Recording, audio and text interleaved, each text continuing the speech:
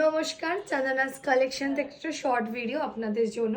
অনেকেই বলেন যে শাড়ির উপরে হ্যান্ডওয়ার্ক করে কাস্টমাইজেশন হয় কি না, তো তারই একটা স্যাম্পল নিয়ে আমি বসেছি আজকের আপনাদের সাথে, যেটা হচ্ছে ব্রাইট, নাম কি? বর্ষা সাহা। বর্ষা সাহা, ব্রাইট বর্ষা সাহার।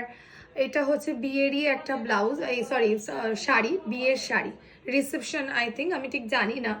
তো দিদি আমাদের শাড়িটা কিনে দিয়ে গেছিলেন এবং এটার উপরে হ্যান্ডওয়ার্ক করা হয়েছে। তোমরা দেখো হ্যান্ডওয়ার্কটা খুব সুন্দর করে ওয়ার্ক করা হয়েছে। চাইলে তোমরাও এরকম শাড়ির উপরে ওয়ার্ক করতে পারো, সুন্দরভাবে ডিজাইন করতে পারো। পুরো শাড়িটার মধ্যে এরকম হ্যান্ডওয়ার্কে বুটা করা হয়েছে, বর্ডারটা দেওয়া হয়েছে কাটদানা দিয়ে।